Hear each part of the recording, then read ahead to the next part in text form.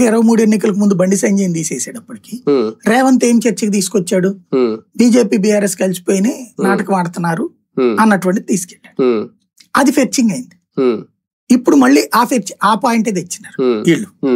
ఎప్పుడైతే వీళ్ళిద్దరూ అంటే బీజేపీ చివరిదాకా క్యాండిడేట్ ని లేట్ చేయడం, బీఆర్ఎస్ ఫస్టే పెట్టడం, వీళ్ళు పెద్ద పెద్దగా బీఆర్ఎస్ మీద కాకుండా ఎక్కువగా వీళ్ళనే టార్గెట్ చేసుకోవడం సహజం కాబట్టి జరిగింది. అంటే అధికార పక్షాన్ని టార్గెట్ చేస్తుంది.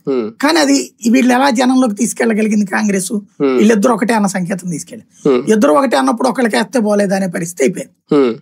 అది దెబ్బ కొట్టింది అనుకుంటున్నాను నేనైతే. ఒక రకంగా కేటీఆర్ కి బీఆర్ఎస్ కి ఒక చిన్న షాక్ ఇస్తే ఇవి బీజేపీకి ఒక పెద్ద షాక్ ఇచ్చినాయి అనుకోవాలా, ఊహించింది. భారతీయ జనతా పార్టీ అర్జెంట్ గా ఆత్మవిమర్శ చేసుకోకపోతే అతి పెద్ద ప్రమాదంలోకి వెళ్ళినట్టు. సార్ ఒకసారి బీహార్ వెళ్తే ఓకే, ఇక్కడ కూడా అనుకున్నట్టుగానే అయ్యింది, ఎన్డీఏ గెలుస్తుంది అని అనుకున్నారు.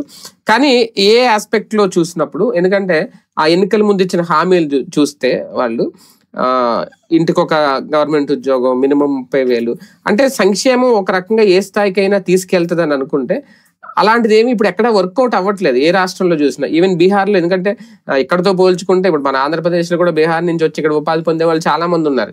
ఇటువంటిది ఏమైనా ఎఫెక్ట్ అవుతుందేమో అని అనుకున్నాం, కానీ ఎలాంటి ఎఫెక్ట్ అక్కడ చూపించలేదు. ఏంటి కారణం? బేసిక్ గా బీహార్ కాన్సెప్ట్ లో మనం అబ్జర్వ్ చేయాల్సింది ఏంటంటే పబ్లిక్ ప్రాస్పెక్ట్ ఏంటనేది. నేను దాదాపుగా 10-15 రోజుల నుంచి కూడా బీహార్లో బీజేపీ గెలుస్తుంది అన్నటువంటిదే వీడియోస్ కూడా ప్రొజెక్ట్ చేశాను. నాకేం ప్రేమతో కాదు, అక్కడ నేను అక్కడ నాకు పరిచయం ఉన్నటువంటి కొంతమంది బీహార్ నుంచి కూడా నాకు టచ్లోకి వస్తుంటారు అనమాట.